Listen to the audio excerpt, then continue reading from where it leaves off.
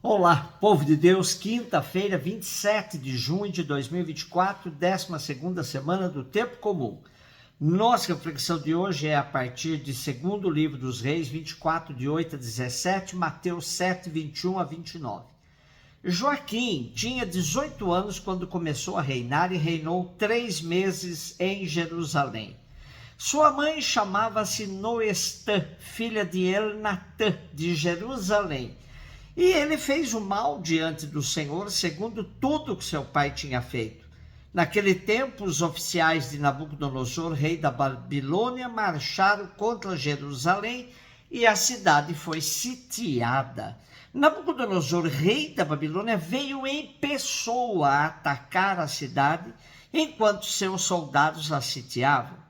Então Joaquim, rei de Judá, apresentou-se ao rei da Babilônia com sua mãe, seus servos, seus príncipes, seus eunucos. E o rei da Babilônia os fez prisioneiros. Isso aconteceu no 8º ano do seu reinado. Nabucodonosor levou todos os tesouros do templo do Senhor e do palácio real e quebrou todos os objetos de ouro que Salomão, rei de Israel, havia fabricado para o templo do Senhor, conforme o Senhor havia anunciado.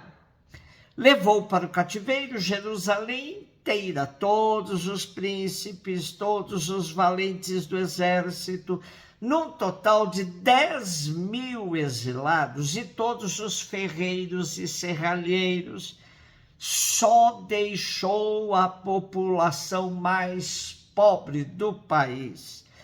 Deportou Joaquim para a Babilônia, do mesmo modo exilou de Jerusalém para a Babilônia a rainha mãe, as mulheres do rei, seus eunucos e todos os nobres do país. Todos os homens fortes, num total de 7.000, os ferreiros, os serralheiros, em número de 1.000, todos os homens capazes de empunhar armas, foram conduzidos para o exílio pelo rei da Babilônia. E em lugar de Joaquim, ele nomeou seu tio paterno Matanias, mudando-lhe o nome para Sedecias. Além do ataque babilônico, Jerusalém vivia sob a ameaça da Assíria, que precisou fazer aliança com o Egito para fazer frente ao expansionismo babilônico. Com isso, diminuiu a ameaça da Assíria sobre Jerusalém.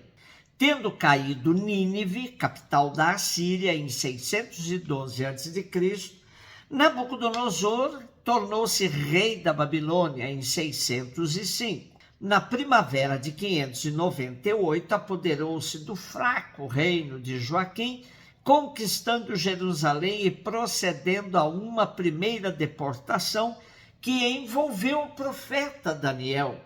Sedecias substituiu o fraco Joaquim como rei de Judá.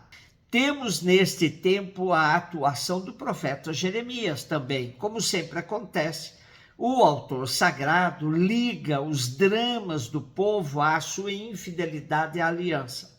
Jeremias em vão tinha apelado à conversão. O mal do povo tornou-se tão grande que o profeta chegou a perder as esperanças. O cativeiro da Babilônia vai se constituir num período de forte revisão de vida para Israel. Tempo em que surgirão boa parte dos escritos do Primeiro Testamento, de forma original ou revistos, à luz do cativeiro. Interessante observar que Nabucodonosor fez uma deportação seletiva. Os nobres e todos os homens capazes de empunhar armas, deixando apenas a população mais pobre de Jerusalém. Esses pobres ficarão cuidando da terra e se constituirão no resto de Israel, preservando a fé no único Deus e se tornando guardiães da aliança. Mateus 7, 21 a 29.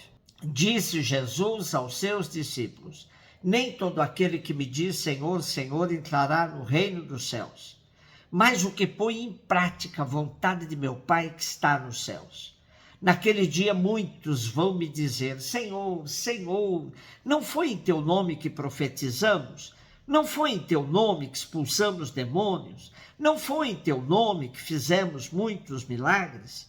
Então eu lhes direi publicamente: jamais vos conheci. Afastai-vos de mim, vós que praticais o mal. Portanto, quem ouve estas minhas palavras e as põe em prática é como um homem prudente, que construiu sua casa sobre a rocha. Caiu a chuva, vieram as enchentes, os ventos deram contra a casa, mas a casa não caiu, porque estava construída sobre a rocha. Por outro lado, quem ouve estas minhas palavras e não as põe em prática é como um homem sem juízo, que construiu sua casa sobre a areia. Caiu a chuva, vieram as enchentes, os ventos sopraram e deram contra a casa, e a casa caiu, e a sua ruína foi completa. Quando Jesus acabou de dizer estas palavras, as multidões ficaram admiradas com o seu ensinamento. De fato, ele as ensinava como quem tem autoridade, e não como os mestres da lei. Com o nosso texto de hoje, concluímos o Sermão da Montanha, onde Jesus previne contra a presunção de se salvar apenas pela invocação do nome divino, ou em virtude de ações carismáticas, sem as acompanhar com uma vida coerente com a prática da caridade e ainda que sejam expressão da própria fé. Ficar gritando em nome de Jesus por todos os lados pode até chegar a se constituir numa blasfêmia, se a vida do anunciador não for condizente com o que prega.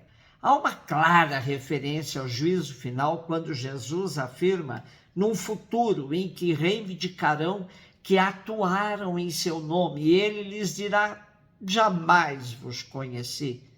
Quando Cristo declara que não conhece, utiliza a fórmula judaica da excomunhão do mestre, que implicava uma suspensão temporária do discípulo. O Sermão da Montanha repõe o esquema de bênçãos e maldições diante das quais era colocado o povo da aliança e termina com a expressão: e grande foi sua ruína, que contrasta com as palavras de abertura: bem-aventurados. Notemos também o paralelismo escondido nas palavras rocha e casa. Rocha é o próprio Cristo e casa pode simbolizar as comunidades primitivas. Elas precisam estar edificadas sobre a rocha. Do contrário, a ruína será total. Cristo ainda fala de duas maneiras de escutar a palavra: de modo superficial e descomprometido, ou de modo atento e eficaz. São claras as consequências de escutar de um ou de outro modo.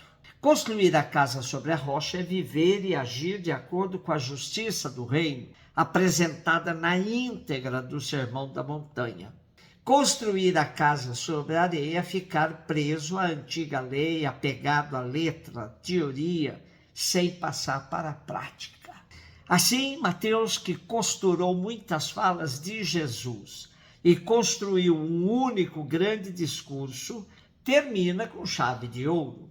Tudo o que foi dito é preciso se transformar em prática, em regra de vida, pois ficar só na teoria não converte ninguém e o reino se distancia. Um beijo no seu coração.